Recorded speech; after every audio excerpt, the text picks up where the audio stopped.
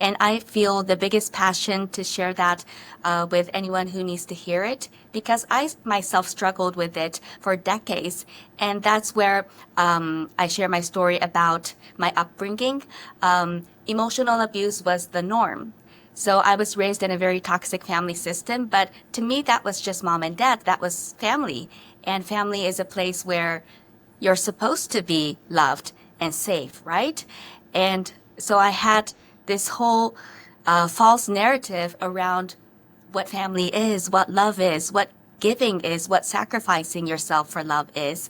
So I learned a lot of the wrong things growing up, and it took decades to unlearn all of that. So personal growth and mindset training, all of that helped me find my own voice and reclaim my identity.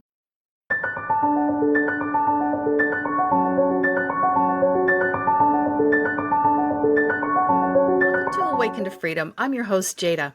This podcast is all about finding your freedom after leaving abusive environments, whether that's a cult, a toxic relationship, or a high-control religion. Each week, we interview brave women who have escaped these controlling situations, discovered their voice, and gone on to lead incredible lives. Their stories are inspiring and offer encouragement to anyone listening that there is a way out and there is a light at the end of the tunnel. If you're a woman who would like to share her story and be a guest on this podcast, please visit awakentofreedom.ca. Join us every week for a new story of courage and hope. New episodes will be uploaded every Thursday. If you'd like to see our faces, please head over to the YouTube channel and don't forget to like and subscribe. Feel free to engage with the comments because that helps the algorithm and allows more people to view our content. So with that, let's get started. Today we welcome Masako Toyoma all the way from Japan. I'm so honored to have her as our guest today. Masako is just an amazing woman who is a certified high-performance coach trained by Brandon Buchard. So welcome, Masako. It's so great to have you here with us today. Thank you for having me. You have so much information to share with our audience today, and I'm so thrilled to have you with us. Can you take us back to when you were a child and how your childhood set the stage for what happened in your future, for how you became a performance coach? I love being a coach, and my mission is to help women build unshakable self-love, and all of the high performance habits and all of the mindset trainings that I got trained in and now I teach. I think the most important element is the ability to love yourself and accept yourself as you are. And I feel the biggest passion to share that with anyone who needs to hear it, because I myself struggled with it for decades. And that's where I share my story about my upbringing. Emotional abuse was the norm. So I was raised in a very toxic family system, but to me, that was just mom and dad. That was family. And family is a place where you're supposed to be loved and safe, right? And so I had this whole false narrative around what family is, what love is, what giving is, what sacrificing yourself for love is. So I learned a lot of the wrong things growing up, and it took decades to unlearn all of that. So personal growth and mindset training, all of that helped me find my own voice and reclaim my identity. Was there any specific example during your childhood that was a pivotal moment for you at all? Not just childhood, it went all the way into adulthood, because what some people don't know is that when you're highly controlled in a very difficult environment, the control doesn't necessarily end when you turn 18 and you go off to college. I come from Japan, so family is of great value and priority. And when it's a highly controlled, unhealthy environment, basically they want to control you for the rest of your life.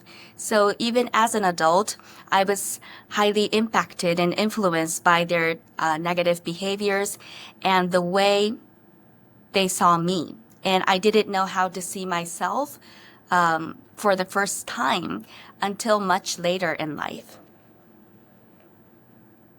So what made you change that? So what made you finally see that I don't want to be controlled anymore. I felt stifled and I felt I couldn't breathe. A lot of symptoms were showing up. When I was around 20 or so, I was going through anorexia. So I was trying to control my existence through controlling something. So I was controlling my body, extreme dieting and all of those things. That was a cry for help, but nobody helped. So it went on and I tried different things, learning through books. And at the time, I didn't educate myself online because I didn't know the resources were out there. So my ask for help was very, very limited. And what finally helped was a string of failed romantic relationships that had a distinct pattern of narcissism and abuse. And I learned that, okay, this comes from the family of origin. Let's get to the root of the problem to finally break the pattern that's been making me suffer. So then how did you get to the root of the problem? There was one moment when something that a family member said, it crossed the threshold of pain. I had a very high threshold. I put up with a lot for decades, and I felt I could be at peace with the whole thing because that's our family, and I chose to love them anyway through it all and forgive them. But there was one moment when enough was enough, and the body kind of just took over and did what it had to do to save my life, because I didn't know at the time, but I felt I was dying. And it came to like the limit. And unfortunately, it crossed the limit. And what I did was walk away, not knowing that what I was in fact doing was going no contact with the family of origin. I got up and then I walked away. It felt like there was no other choice. I grabbed my daughter and we left that toxic place and never looked back. So did you seek out any type of counseling or therapy at that time? And that is a great question. I wanted to, but I feel a lot of people can relate to this. I didn't know who to ask for help. When you're kind of shattered to pieces and you're so fragile and vulnerable and you feel broken, asking for the right help was necessary for me. And I was very hesitant about randomly seeking out professionals who may or may not understand what I'm going through. So I was very picky about how to heal. And as a coach, having a lot of trainings that are future-oriented, I personally have a preference of not dwelling too much in the past. I knew I had to dig in there and do the work to get the unlearning done and to get the clarity and healing that I desperately needed. But I focus more on mindset training, not only by Brandon, but also Tony Robbins. I did a lot of his trainings. So there are methods to look at your life and from a different perspective that is more empowering than seeing yourself as a victim. So I did a lot of changing the narrative, changing your identity, changing your story instead of the story and identity you were given and projected it. So can you take us through how you decided that you wanted to go down the path of getting the training from Brandon Buchard and Tony Robbins? Yes, and others. It's a combination of different teachers, different trainings that I've done, different wisdom that I sought out over the years. So I already had a lot of education, but right after I walked away from the family of origin, I went online to educate myself on that specific thing. So before getting into the coaching and more future-oriented place, I wasn't in that headspace in that particular moment. So I researched about what going no contact with family means and how it might be necessary sometimes to go to that extreme. So at first I looked online for that education and felt heard and validated and understood. I needed to understand myself what was going on. Why is this happening? Why am I going through this? And why do I feel this deep need to break away from this? And I asked myself, okay, when is it time to reconcile or forgive or move past it? I didn't know how to move past it. It just happened yesterday. So when I was in that place, I just looked for the education that I needed. So I looked for contents on narcissism, uh, toxic family system, and how each assigned role, how it plays out in adult years, and just how to navigate that complex situation. A lot of people I help women who are struggling with self-love. And I believe that self-love is not just, okay, I'm going to love myself better. It's deeper than that. It's more returning to your essence. I believe we are all made of love, and love is who we are.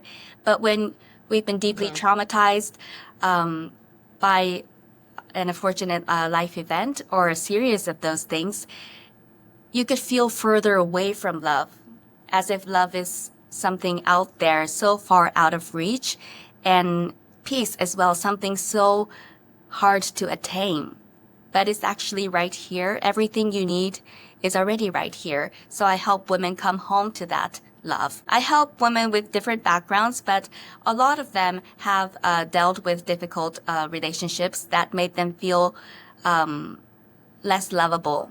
And that's why I started this podcast, because dealing with either abusive relationships or high control religions or cults or toxic families, it's all an same type of thing. It's a control that we are trying to find our freedom from and trying to find our self-identity from and our self-love, just like you said, right? So what advice would you give a woman who is trying to get out of a situation like that, but doesn't really know what to do?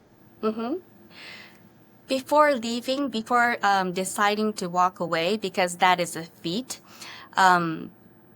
what I did was I journaled a lot. I was very aware of how I felt and how I thought about things. So instead of being told that this is how you should feel, this is how you should be and think and behave, I would write down my truth, because the truth is always here. And maybe you're too used to being told who you are and what you need to be, and you kept obeying and you kept following. But it's really, really important to follow your voice and to listen to your body and listen to what it's saying. When something doesn't feel right, the body knows. So I would listen to all of those things and take notes, and then find educational contents on what's actually going on and get another perspective instead of trying to see yourself when you're in it. You need different eyes.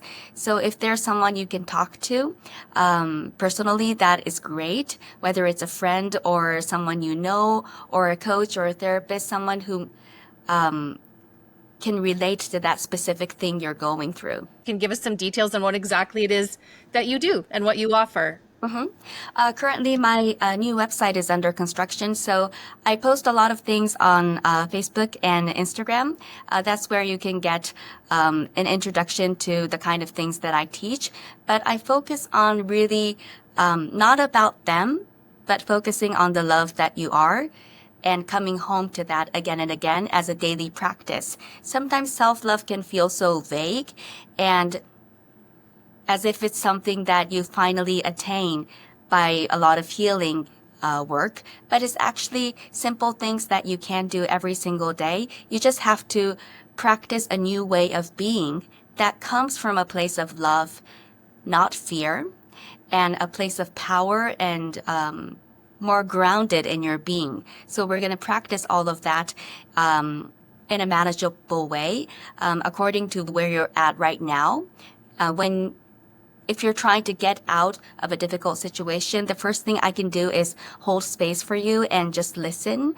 Sometimes people just need to be heard and held and understood. Sometimes I would just sit and cry with them when they cry. And that seems to help a lot as well. So it's a very human approach. And it's very gentle and also very empowering, because I have all the tools under my belt towards empowering the person towards her goals. Is there any words of wisdom that you would like to give to our audience if they are looking to seek help. Yes, I would like to say you are definitely not alone and you are more loved than you think. So stay open and just stay open because love is readily available and hope is always alive even when you feel like you're at the lowest point.